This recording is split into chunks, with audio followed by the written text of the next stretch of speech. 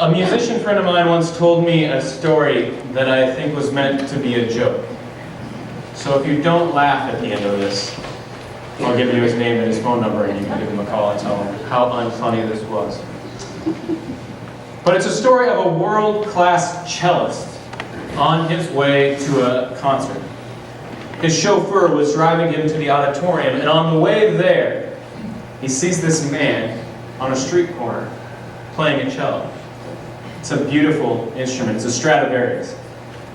And he has the chauffeur slow down, and he rolls down the window, and he listens as this man plays the same one note over and over and over again. Finally, completely confused, he rolls up his window and tells the driver to go on.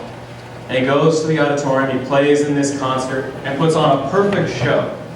But the entire time, he can't stop thinking about this guy playing this one note. Why was he doing that? Why was he playing that one? Did he not realize the instrument that he had in his hands? What was he thinking? So not being able to take it anymore, he has his driver rush him back over to that corner, and as luck would have it, the street musician is still there. And he's still playing his one note over and over again.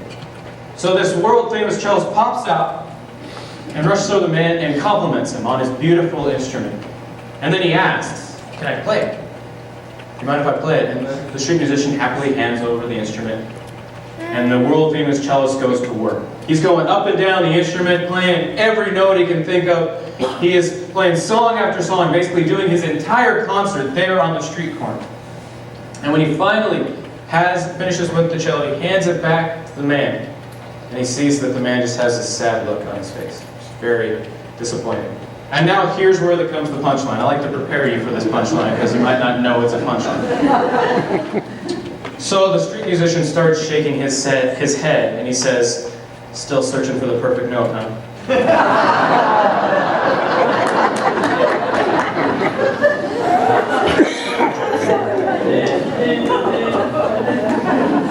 To the famous cellist, this street musician was wasting a perfectly good instrument. I mean, one note is not a song. You need at least two to make a song. Bruce assured me of this earlier. But to the street performer, he had found the one thing he was looking for, that perfect note.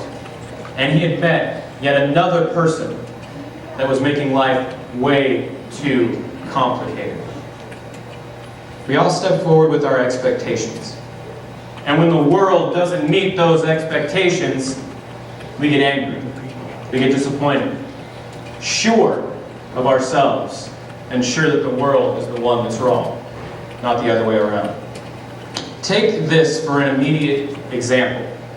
We are getting ready for Thanksgiving, a joyful time of year. We are getting ready to welcome in that beautiful 8-pound, 6-ounce newborn baby Jesus in his golden fleece diapers. We are getting ready for this happy, joyful time of year. And what is the Bible text that's waiting for us in this beautiful, happy, joyful time of year?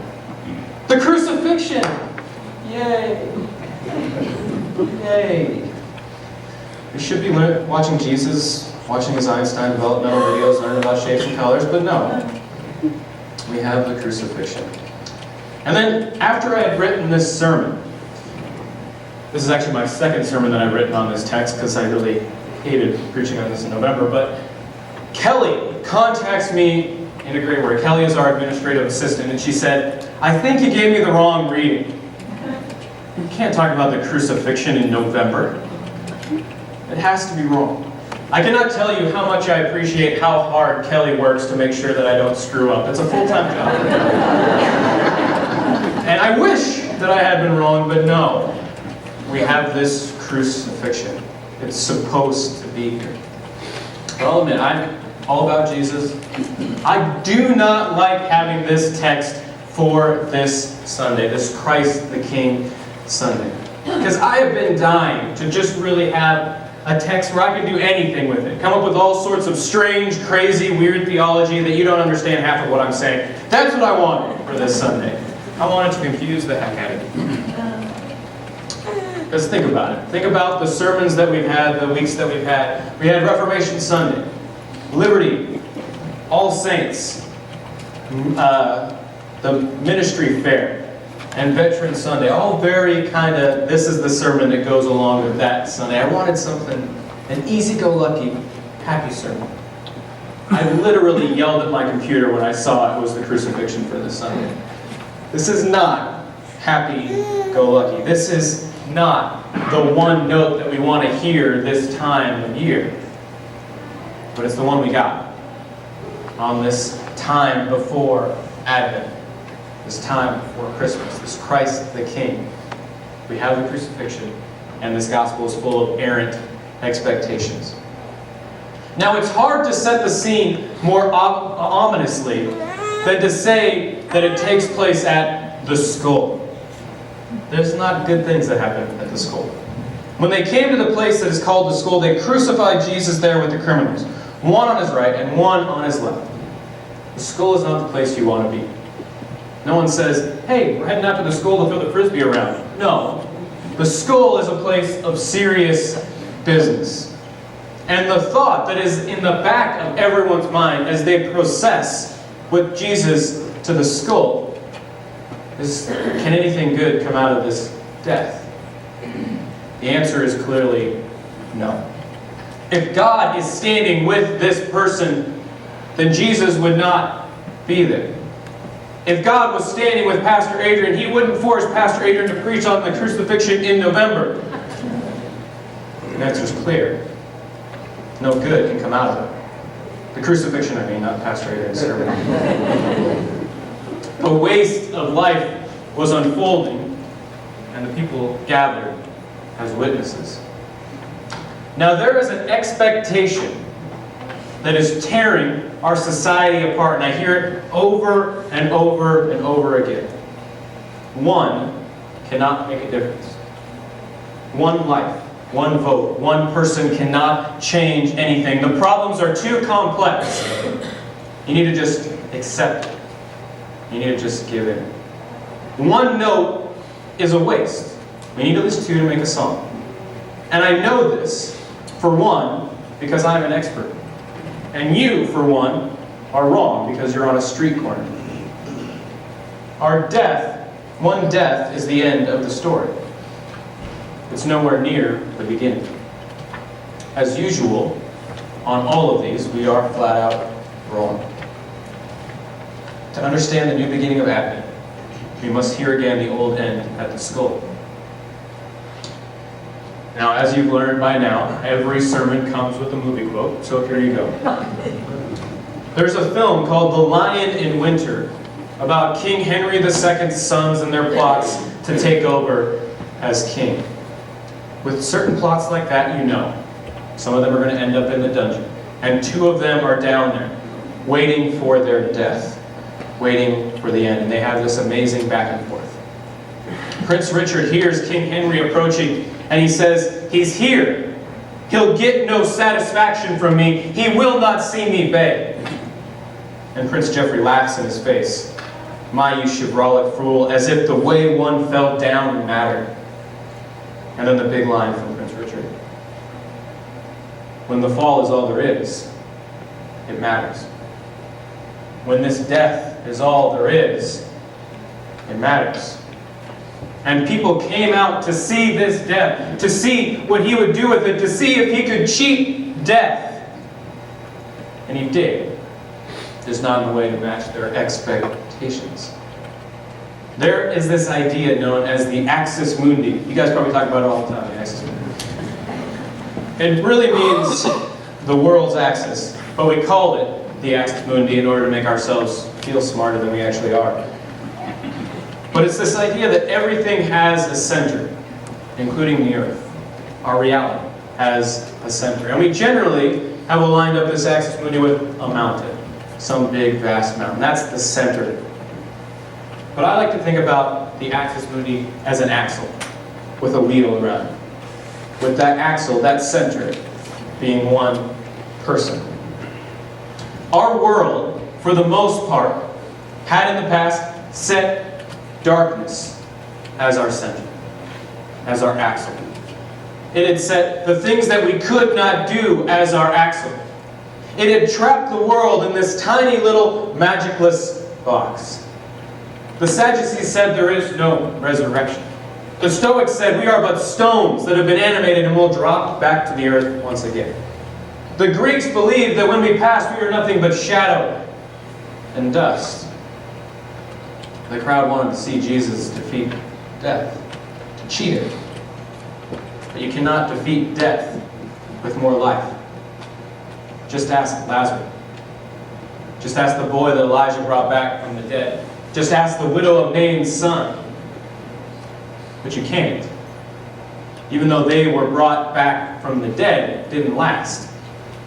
You cannot defeat death with more life. The axle turned the tire. Life led to death. The axle turned the tire. It was just running in reverse. Until the skull. Until our expectations were upended.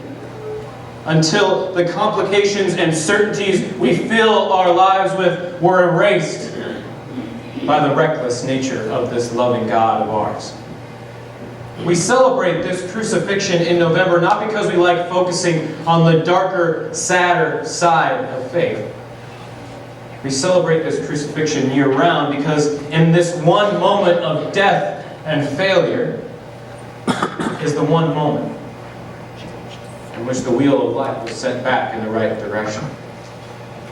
To face the new beginning, we must see the old end. We have to hear the one note that sounds out through generations past and generations future, announcing that you can have hope again. That you that are trapped in darkness can find light. That you who think that God had left you, God has tracked you down. There is hope. There are miracles. God is actually loving. When people would say we are divided, we would say we become one people at the skull, namely the beloved of God. When people would say one can't make a difference, we would point at the cross at our axis mundi and say, look at this one. The wheel of the world spins around him. When the notes of life begin to clash and all sounds become brake pads and screeching metal, we can announce to the world that the one that we went after, the one that we tried to track down, came to us instead.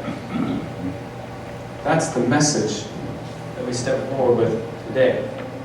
This God that made everything put up with being mocked, being ignored, and being pained. Also that we could realize that we are not alone. Also that the wheel of life could get going in the right direction once again. We make life so complicated. There is no time of year in which this is more in your face. Do you want to enjoy your Thanksgiving dinner? Too bad, you got to go wait in line for Black Friday sales. You need to go get those presents that you can't afford, that people don't actually want. You have to go to every single party, every single meeting, every single dinner. You don't want to disappoint everyone, so you're scrambling around trying to make everything work, tying yourself out. We have to do the perfect Christmas. We have to have the perfect Christmas. And if you don't have it, this time of joy is ruined. Like a burnt turkey. It's all ruined. But the wheel of life now spins around one center, one person, one death. And that death buried all of your to-dos. That death buried all the games that you would play. That death buried all of our needless expectations that try to run our lives. Release those expectations. Let go of what is impossible. And embrace this Christ the King that is the master of making the impossible possible. One inexplicable, one ununderstandable note at a time. Be made new this Advent and leave the rest of the skull. Amen.